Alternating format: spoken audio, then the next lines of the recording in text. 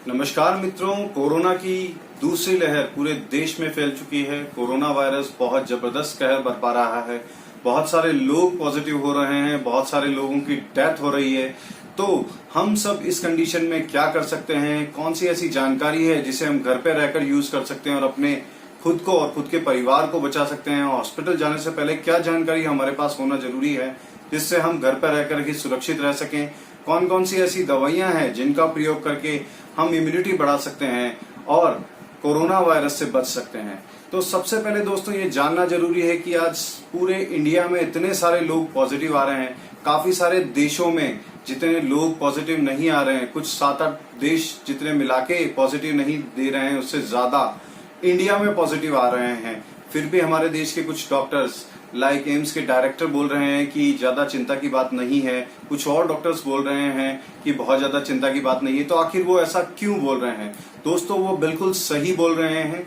जिन देशों में corona virus के केसेस कम आ रहे हैं, उनकी पॉपुलेशन बहुत कम है, उनकी जनसंख्या बहुत कम है। उन 7-8 देशों की अगर जनसंख्या को मिला दिया जाए तो भी भारत की जनसंख्या उनसे बहुत ज्यादा है। तो यहाँ जितने केस आ रहे हैं वो आना लाजमी है क्योंकि यहाँ की जनसंख्या बहुत ज्यादा है। लेकिन WHO भी कहता है कि 90% कोरोना वायरस के पेशेंट खुद से ही घर पर बिना किसी दवा के ठीक हो सकते हैं। तो हमें जानना जरूरी है कि आखिर क्या क्या लक्षण हो सकते हैं जिससे आप घर पे रहकर पहले अपना कैटेगराइजेशन करें। तो सबसे पहले समझिए कि हम कोरोना वायरस के पेशेंट को 3 कैटेगरी में बांट देते हैं। तो मित्रों, मैं डॉक्टर कपिल सैनी आज आपके साथ बात करूंगा कि हम वो 3 कैटेगरी कैसे बना सकते हैं जिससे हमें बहुत आसानी हो घर पर ही, और हम ये समझ सकें कि हम रिस्क में हैं या नहीं है, हमें हॉस्पिटल जाने की जरूरत है या नहीं है। तो समझिए कि हम पेशेंट्स को 3 कैटेगरी में बांट लेते हैं, कैटेगरी A, B और C। कैटेगरी A के पेशेंट वो हैं जिन्हें बिल्कुल सिम्टम नहीं है, या तो केवल उनका टेस्ट पॉजिटिव आया है, या फिर उनमें बिल्कुल माइल्ड सिम्टम है, उनको बिल्कुल हल्का सा बुखार है, उनको बिल्कुल हल्का सा जुकाम है, उनको बिल्कुल हल्की सी खांसी है। तो इस तरीके के पेशेंट 90% पेशेंट होते हैं। हाँ दोस्तों, आपको ये बिल्कुल जान लेना है कि 90% कोरोना के केस बिल्कुल ही कम लक्षणों वाले होते हैं। उस कंडीशन में आपको बिल्कुल भी चिंता करने की जरूरत नहीं है। आपको केवल घर पे ही रहना है और आपको केवल आयुर्वेदिक इम्यूनो बूस्टर मेडिसिन लेनी है। मित्रों, हमें आयुर्वेदिक इम्यूनो बूस्टर मेडिसिन तो लेनी है, पर ये क्यों लेनी है ये भी जानना बहुत जरूरी है। क्योंकि आप ये चीज बिल्कुल समझ लीजिए कि अभी तक कोरोना वायरस का कोई भी फुल प्रूफ ट्रीटमेंट नहीं आया है। जी हाँ, अभी तक जितने ट्रीटमेंट चल रहे हैं उनमें से साइंटिफिक एविडेंस किसी के पास भी नहीं है। ये खुद डॉक्टर्स बोल रहे हैं। अभी आप रेमडेसिविर की बात करेंगे तो उस इंजेक्शन पे WHO का कहना है कि ऐसा कोई भी एविडेंस नहीं है कि ये हॉस्पिटलाइज पेशेंट्स में काम करता है। फेबिफ्लू के बारे में भी यही कहा गया है।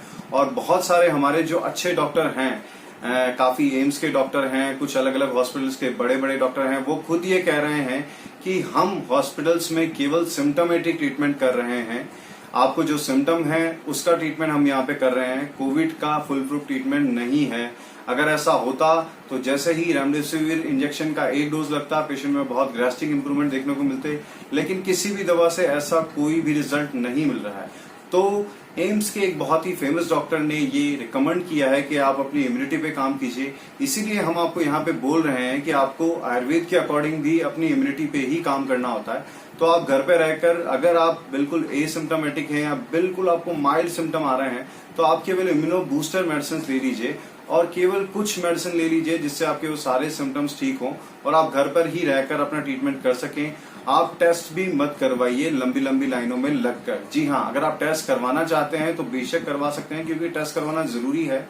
इससे कोरोना वायरस की स्प्रेड को रोका जा सकता है। इसीलिए हमारी सरकारें इस टेस्ट को करवाने पे इतना जोर दे रही हैं, क्योंकि अगर कोई रेलवे स्टेशन से आ रहा है वो घर पे जाके पूरी कम्युनिटी में से स्प्रेड करेगा, तो उससे ज्यादा बेटर है कि हम ट्रेस करके उसे ट्रैक कर लें और उसके बाद उसे आइसोलाइज कर दें, उसको होम आइसोलेशन पे डाल दें।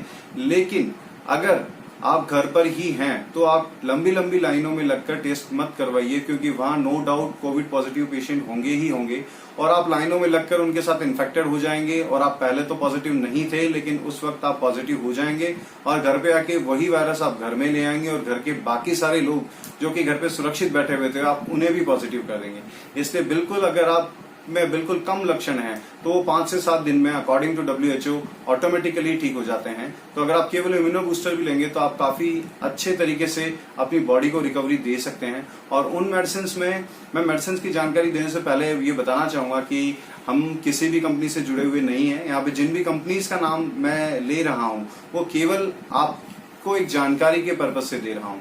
तो उसमें सबसे पहली मेडिसिन जो ले सकते हैं कि अगर आपको थोड़ा हल्का जुकाम, हल्की खांसी और हल्का फीवर जैसा लग रहा है तो आप दूध पापेश्वर की एफ्लुओसिल टैबलेट ले सकते हैं। इसे आप 1 टैबलेट से 2 टैबलेट दिन में 2 से 3 बार ले सकते हैं गुनगुने पानी से। इससे आपको बिल्कुल हल्का जुकाम, हल्की खांसी, गले में दर्द, आपको अगर थोड़ी स्मेल नहीं आ रही है, टेस्ट नहीं आ रहा है, तो ये सारी चीजें आपकी बिल्कुल ठीक होंगी। अगर आप पूरे परिवार की इम्यूनिटी बढ़ाना चाह रहे हैं तो आप इस टैबलेट को 1 टैबलेट 1 सप्ताह में 2 बार प्रिकॉशनरी भी ले सकते हैं। इससे आपकी इम्यूनिटी मेंटेन रहेगी, कुछ टॉक्सिन्स या कुछ इन्फेक्शन जो आपकी बॉडी में गए वो भी ठीक रहेंगे। इसके अलावा आप क्या ले सकते हैं, इसके अलावा आप एमिल का सिरप ले सकते हैं, ये इम्यूनिटी प्लस सिरप। इसकी डोज है बड़े लोगों को ये 2 चम्मच दिन में 2 बार से 3 बार लिया जा सकता है और छोटे बच्चों को ये 1 चम्मच या आधा चम्मच बिल्कुल छोटे बच्चों को दिन में 2 से 3 बार दिया जा सकता है। इसमें 51 पावरफुल मेडिसिन हैं जो कि इम्यूनोमोडुलेटर मेडिसिन हैं और आपकी बॉडी पे पूरे तरीके से काम करती हैं, उसकी इम्यूनिटी बढ़ाती हैं। तो अगर आपको बिल्कुल माइल्ड फीवर है तो आपको सबसे पहले ये सोचना है कि हमें अस्पताल की तरफ नहीं भागना है, क्योंकि अस्पतालों में अगर आप भागना स्टार्ट करेंगे तो जिन लोगों को एक्चुअल जरूरत है उन लोगों को ट्रीटमेंट नहीं मिल पाएगा, क्योंकि हॉस्पिटल्स फुल हो जाएंगे और ये हमारे देश के लिए एक बहुत ही भयावह स्थिति बन सकती है। दूसरा, आपको भी उससे काफी सारे नुकसान होने वाले हैं, क्योंकि अगर आपको बिल्कुल कम सिम्टम थे और आप हाई डोज की मेडिसिन लेंगे तो उसके साइड इफेक्ट्स भी आपको आने वाले हैं और आपकी हेल्थ जो पहले बिल्कुल नॉर्मल थी या खुद से ही ठीक होने वाली थी वो हेल्थ आगे जाके आपको बहुत सारे कॉम्प्लिकेशंस में डाल देगी, क्योंकि आप बहुत सारा अननेसेसरी ट्रीटमेंट ले चुके हैं। और अगर आप हॉस्पिटल में जाएंगे तो आप गूगल पे सर्च कर सकते हैं, दुनिया का सबसे खतरनाक बैक्टीरिया आईसीयू में पाया जाता है, उसका कोई इलाज नहीं है, सुपर बग उसे बोला जाता है, क्योंकि बहुत सारी मेडिसिन उस पर जा चुकी होती हैं तो कोई भी मेडिसिन उस पर काम नहीं करती हैं। तो हॉस्पिटल्स में जाने से बहुत सारे क्रॉस इन्फेक्शन भी आपको हो सकते हैं, जिससे भी आपको बहुत सारे कॉम्प्लिकेशंस का सामना करना पड़ सकता है। तो आप इस चीज को बिल्कुल ध्यान रखिए कि अगर आपको बिल्कुल माइल्ड सिम्टम है तो 5 से 7 दिन आप वेट कीजिए और वो माइल्ड सिम्टम आपकी बॉडी में ऑटोमेटिकली ठीक होंगे। आप ये सारी चीजें ले सकते हैं। इसके अलावा आप बिल्कुल सामान्य सी चीज च्यवनप्राश ले सकते हैं। बिल्कुल च्यवनप्राश गर्मियों में भी लिया जा सकता है, क्योंकि उसमें आंवला होता है और आंवला बहुत ठंडे नेचर का होता है, इसलिए गर्मियों में उसे बहुत आसानी से लिया जा सकता है। च्यवनप्राश आपकी बॉडी में ठंडा या गर्म नहीं करता है, बल्कि वो केवल इम्यूनिटी बूस्ट करने का काम करता है। आपकी बॉडी की सेल्स को प्रॉपर ग्रोथ देता है और बॉडी में डिटॉक्सिफिकेशन का काम करता है। तो बिल्कुल आप च्यवनप्राश 1 चम्मच ले सकते हैं। आप गर्म काढ़ों का प्रयोग बिल्कुल मत कीजिए, ये गर्मी का सीजन है और हमें प्रॉपर ऋतुचर्या का पालन करना है। इस मौसम में जो चीजें हमें यूज करनी है वो ही यूज करनी है, लेकिन ज्यादा ठंडे का प्रयोग भी नहीं करना है। ऐसा नहीं है फ्रिज का पानी पी रहे हैं, आप आइसक्रीम खा रहे हैं, ये सारी चीजें हमें नहीं करनी है। तो आपको कैटेगरी ए में अगर आप हैं तो आपको बिल्कुल भी घबराना नहीं है, क्योंकि आपको बिल्कुल कॉम्प्लिकेशन नहीं होने वाले हैं। कैटेगरी बी, जिसमें थोड़े सिम्टम थोड़े से तेज आते हैं, आपको फीवर आ जाता है, आपको जुकाम थोड़ा ज्यादा हो जाता है और जुकाम की वजह से आपको नेजल ब्लॉकेज हो जाती है, आपका टेस्ट बिल्कुल चला जाता है, आपको सूंघने पे आपको स्मेल नहीं आती है। इसके अलावा आपको बिल्कुल थोड़ा सा डिस्निया हो सकता है, थोड़ी सी सांस लेने में तकलीफ हो सकती है। उसका कारण एक तो नेजल ब्लॉकेज होता है। काफी बार पेशेंट इस चीज में भी कंफ्यूजन क्रिएट कर लेते हैं, उनको जुकाम हो जाता है, जुकाम की वजह से उनका नेजल ऑब्स्ट्रक्शन है और उनको सांस लेने में थोड़ी दिक्कत आती है, उनको लगता है हमें कोविड हो गया है। ये चीज आप बिल्कुल समझिए कि दुनिया में केवल कोविड ही एक बीमारी नहीं रह गई है, बहुत सारी दूसरी बीमारियां भी अभी हो रही हैं। आपको पहले सामान्य जुकाम होता था, सामान्य बुखार होता था, वो पहले भी होता था, आज भी हो रहा है और आगे भी होगा। इसका मतलब ये नहीं है कि आपको अभी सामान्य बुखार नहीं हो सकता, आपको सामान्य जुकाम नहीं हो सकता, आपको डायरिया नहीं हो सकता। ऐसा नहीं है कि केवल एक ही बीमारी बची हुई है। लेकिन अगर आप हॉस्पिटल में जाएंगे और आपका कोविड टेस्ट पॉजिटिव हो गया है तो डॉक्टर्स की प्रायोरिटी भी ये रहती है कि आपको सबसे पहले कोविड का ट्रीटमेंट दिया जाए। और क्योंकि टाइम कम रहता है तो दूसरे डायग्नोसिस नहीं बन पाते हैं, तो एक प्रॉपर डायग्नोसिस नहीं बन पा रहा है। सभी पेशेंट में ये मिसकॉन्सेप्ट हो गया है, क्योंकि अगर डॉक्टर आपको इस तरीके से ट्रीट नहीं करेंगे तो आप खुद भी पैनिक होंगे और डॉक्टर्स पे एलिगेशन लगाना स्टार्ट करेंगे।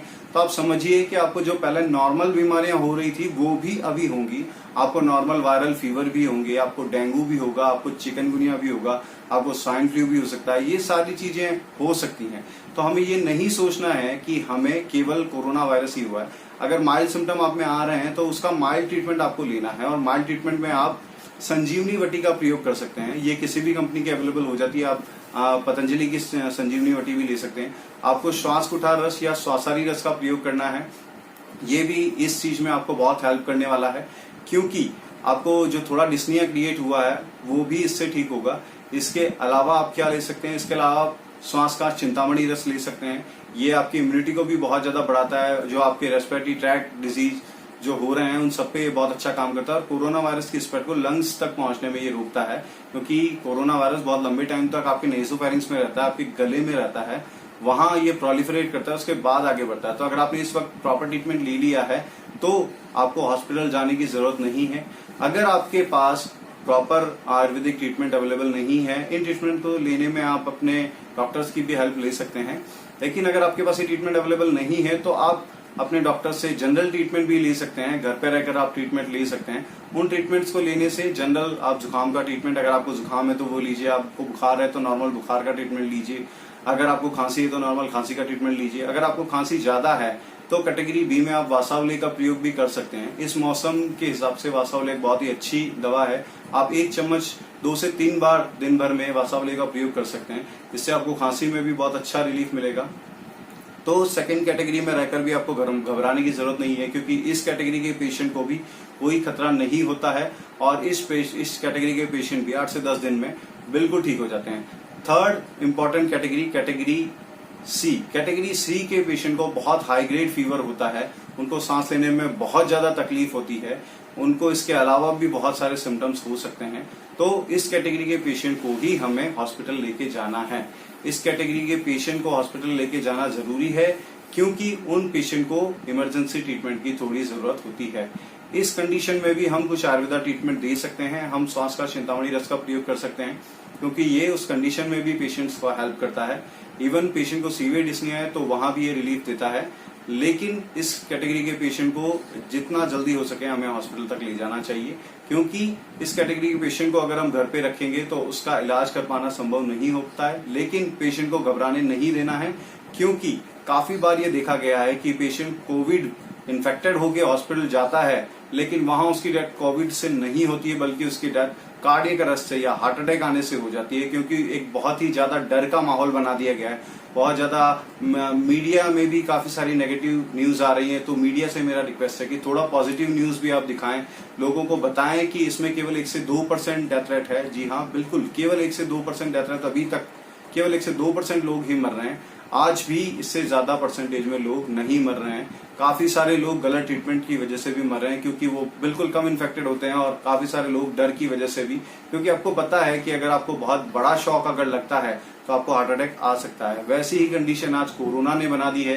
काफी सारे लोग कार्डियक अरेस्ट होकर भी मर रहे हैं। नो डाउट कोविड से काफी लोग मर रहे हैं, लेकिन उनकी परसेंटेज जो है वो 1 से 2% ही है। तो हमें जान लेना है कि 3 कैटेगरी में हमें पेशेंट को बांट लेना है। अगर हम कैटेगरी ए और बी में हैं तो हम बिल्कुल सुरक्षित हैं, बिल्कुल घबराने की जरूरत नहीं है, हमें हॉस्पिटल जाने की जरूरत नहीं है। और हम कैटेगरी सी में हैं तो हमें पेशेंट को हॉस्पिटल ले जाना है, ताकि उसमें से काफी सारे पेशेंट को बचाया जा सके। लेकिन कैटेगरी ए और बी के पेशेंट भी अगर हॉस्पिटल जाएंगे तो कैटेगरी सी वाले पेशेंट के लिए जगह नहीं रहेगी हॉस्पिटल में, और ये कंडीशन उनके लिए लाइफ थ्रेटनिंग होगी, उनको प्रॉपर ट्रीटमेंट नहीं मिल पाएगा। तो आई होप आपको ये सारी चीज समझ आ गई होगी कि हमें क्या क्या करना है, कैसे कैसे करना है, और किस किस कंडीशन में क्या क्या ट्रीटमेंट लेना है। अगर आपको इससे रिलेटेड कोई क्वेश्चन है तो आप उसे कमेंट में डाल सकते हैं। लेकिन उससे ज्यादा जरूरी है कि हमें इस अवेयरनेस को पूरे इंडिया में फैलाना है, ताकि लोग इस डर से बचें कि कोविड होते ही हमें बहुत ज्यादा कॉम्प्लिकेशन नहीं होने हैं। हमें खुद को कैटेगराइज कर लेना है, इस डर से बचना है।